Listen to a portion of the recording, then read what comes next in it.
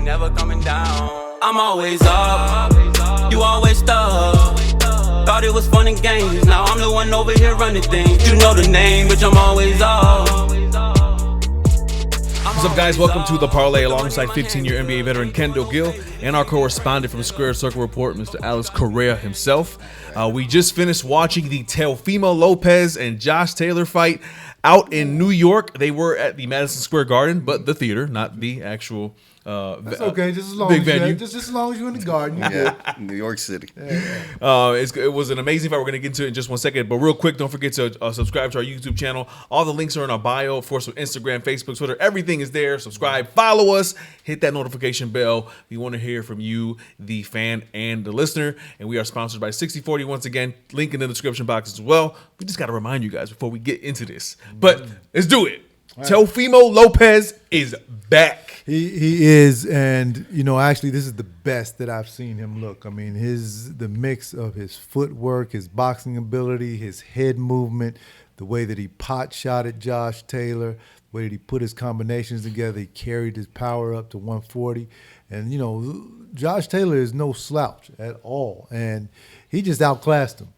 Oh, big time, yeah. Start to finish, he just came in there. The speed was the big difference. You can tell right away. Yeah, it was. He overwhelmed Josh Taylor, and that was it, man. This was a different Teo from the San Martin fight. And before the fight, obviously, we know when fights go on, you got to sell the fight. We all know that boxers do make this animosity that is not real. This was something of that nature, almost to a certain extent, but it was actually weird because during the buildup of this fight, we saw Teofimo Lopez battling with some mental, deep stuff, including his father, family, and some interviews.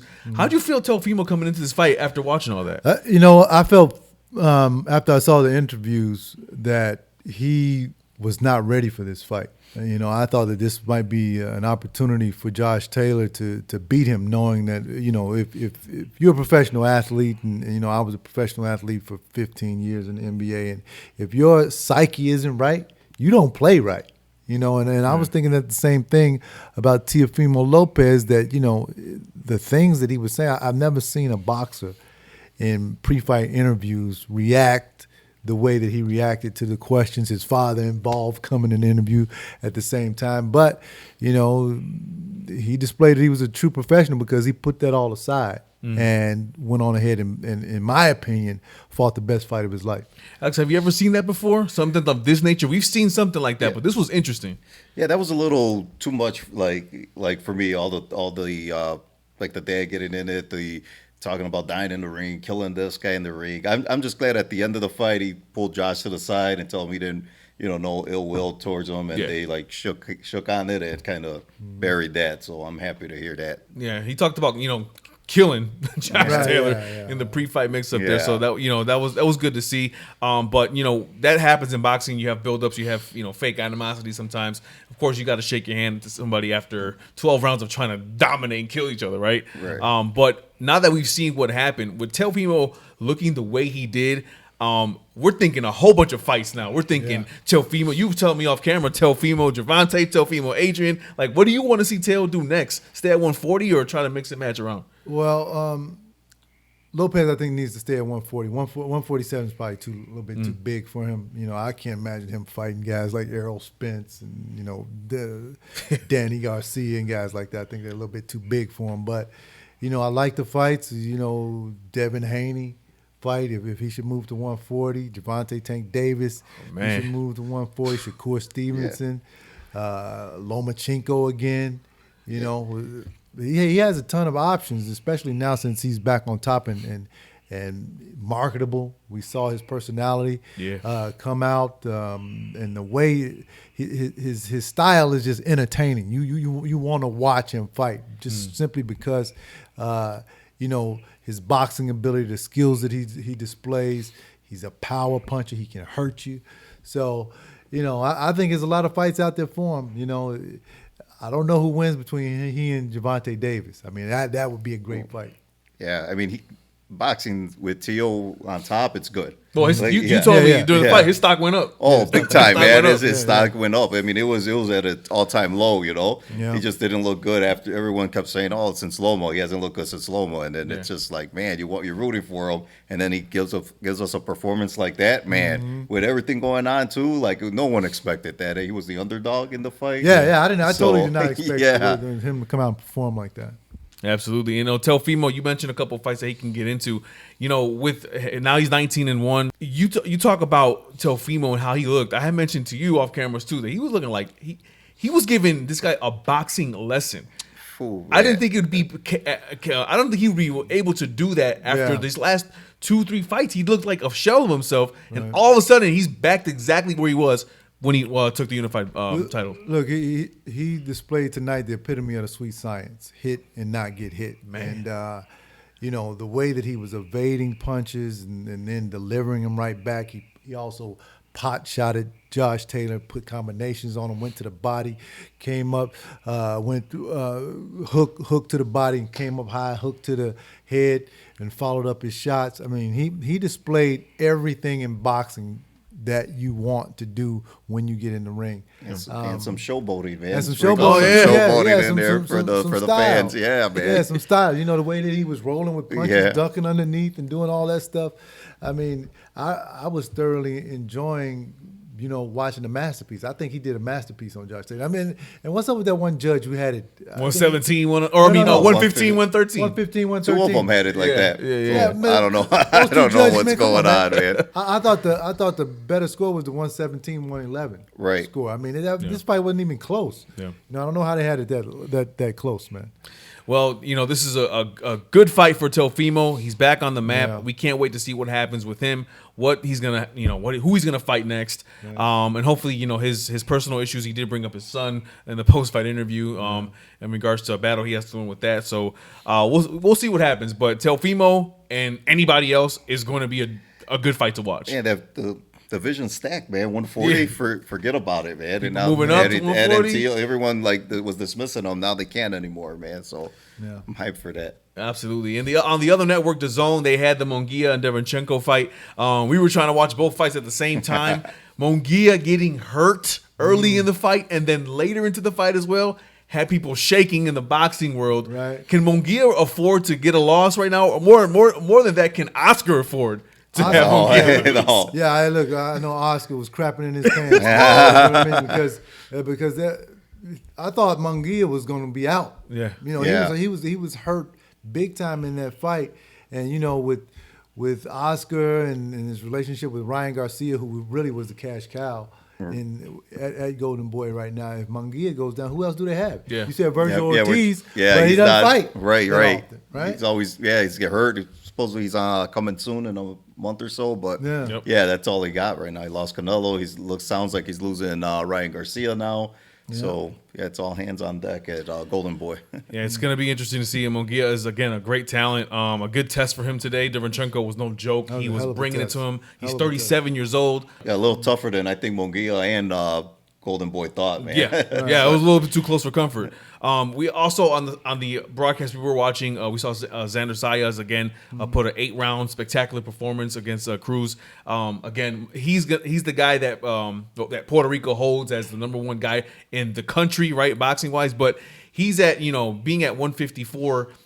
This is going to be interesting to see how they build him up. They've gotten all the fights I think they want from him in regards to building him, but we really need to see what he does in the next 2-3 fights. And I'm just wondering, do you think Xander Zayas has the capability of being the star, the Puerto Rican star, the guy who can galvanize everybody and just be that dominant presence? He's got the look.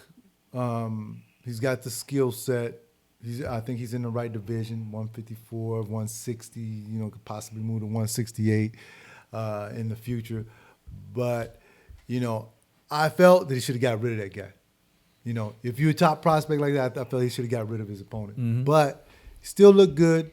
I still think that they still need to move him slowly. Sure. Yeah, he is really young. I don't even think he's 21 yet. Yeah, he's like 20 years old. Yeah. Slowly, yeah. So Top Rank knows how to move their guys, so they know what they're doing. So Right, I can't question that. So they keep doing what they're doing. match him with the Big right fans. guys. Oh yeah. And everyone in Puerto Rico loves him, man. I'm sure half the fans there were for him. Of course. And also Teal. In New York. Also, one last name here for this weekend was Adrian Broner, making some noise yesterday as he beat Bill Hutchison. And after the fight, he was talking the smack that he used to talk. And he said, I want everybody at 140 and everybody at 140. I mean, Adrian being Adrian. Does he have anything left? Can he compete? We really don't know until he's in there with a top guy. Hey, listen, it's a great fight. He and Teofimo Lopez. Throw him in there with Teo and see if he really wants to be that guy. He says he wants people at 140. I think Teo beats him easy, but it'll be a great fight, entertaining for boxing. Both the guys talk smack, and I think that both of them have huge fan bases, so people will tune in, and that's what boxing needs. We need to keep getting these big fights so that the sport can keep growing. Absolutely. All right. Yeah. I mean, he brings the name. His name still carries. People still talk about him.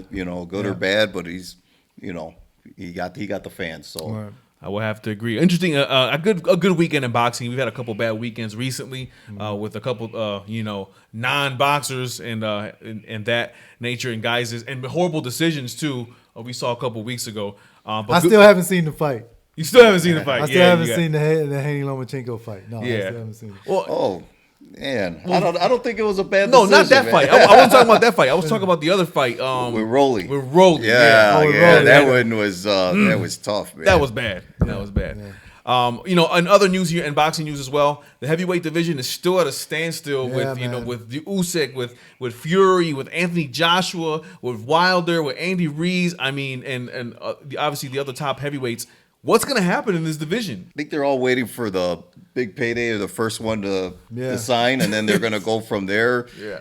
I don't know, like no one right now I don't want to see Fury and Wilder 4, but we That's what it looks like it's going, man, as much these guys got to fight. I don't want to see that fight either. I'd much rather see Wilder versus Anthony Joshua. I'd much rather see Usyk versus Tyson Fury. The winner of both of those fights fight each other. Right. And if that doesn't happen, I heard there was rumors that Deontay Wilder would fight Alexander Usyk. I think as much as Usyk is a great fighter, I think that Deontay knocks him out. Because styles makes fights. Anthony Joshua does not have the one hitter quitter like Deontay Wilder. He landed on Usyk several times with his right hand, but it just didn't have the effect as a punch from Deontay Wilder. Yeah. I think that's why he knocks him out. So, a lot of fights up there. We just need to continue to put pressure on these guys, talk about it so that they make the fights, because we're getting the fights made finally in the welterweight division with Bud Crawford and Errol Spence. We got the Teofimo Lopez fight. We got the Haney Loma. Yeah, Haney Loma. Javante Ryan. We got those fights. Benavidez Plant. Yeah, we got those. This was just in 2003. Yeah, we got first half of the year. We got all those fights. So the heavyweight divisions. Come on, guys. Come on, big fellas. Y'all need to do your part now too.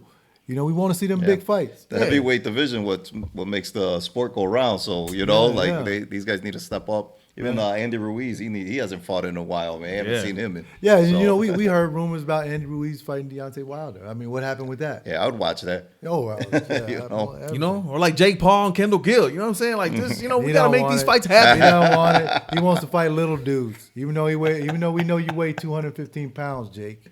Okay, we know you want to go down and fight guys 175. That's his trick, y'all.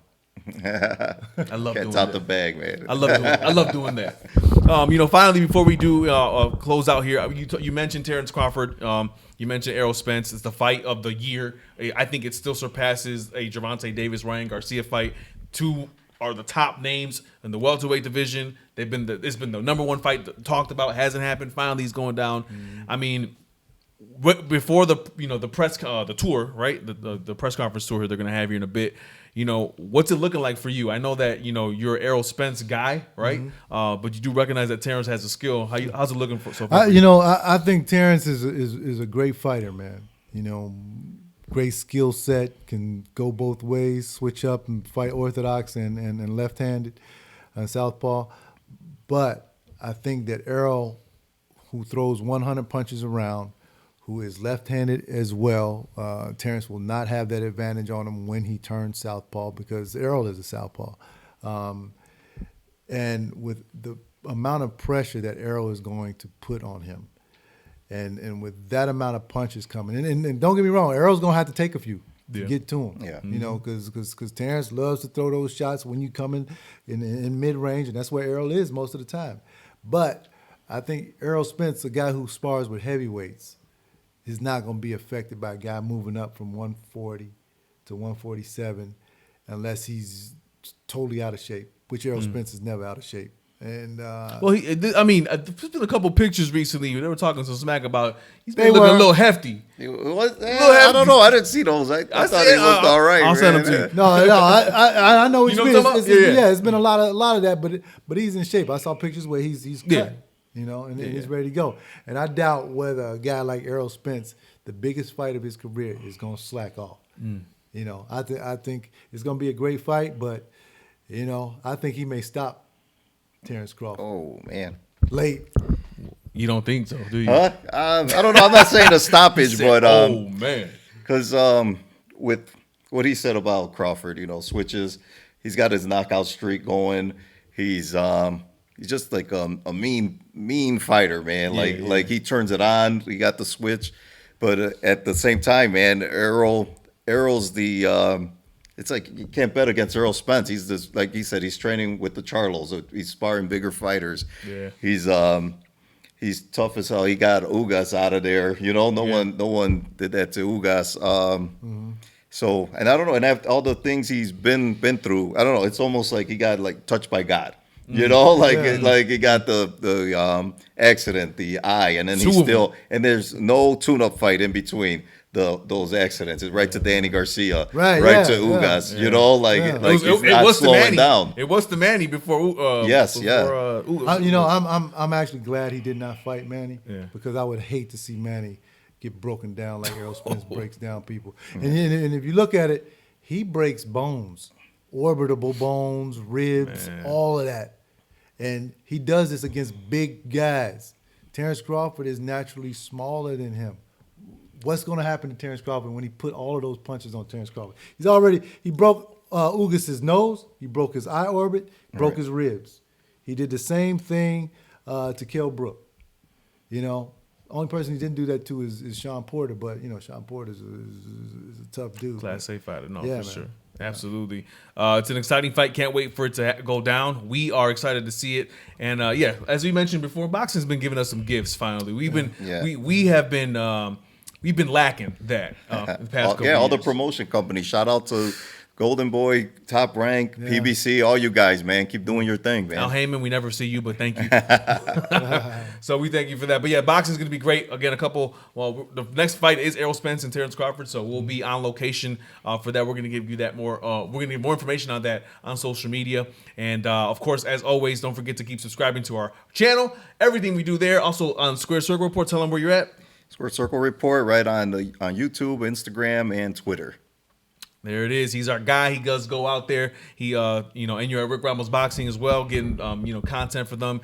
And you do a good job. So thank you for being with us, man. Yeah, no problem, man. Like I said, thanks for having me, man. I always have a ball here, man. We have a good time. And I appreciate you. And I appreciate you coming over and doing the show with us every time in Air Jordans. Right. Just for you, man. Yeah. Even though you think LeBron James is the greatest of all time, you wear Air Jordans.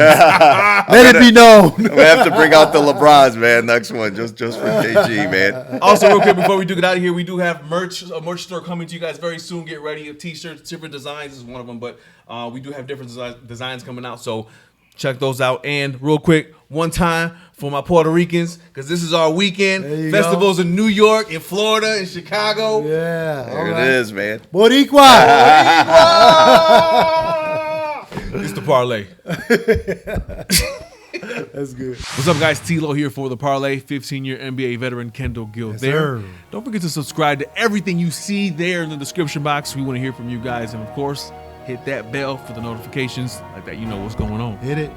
By the way, just want to make sure you know, Tyson Fury has never lost a fight to Deontay Wilder. And this is untrue. He lost the first fight. I don't even want to hear it, bro. He lost the first fight. I don't even want to hear it, bro. He lost the first one. He did it, bro. He lost the first one. He did it, bro. You have yet to watch that fight with me. He lost the last two, but not the first.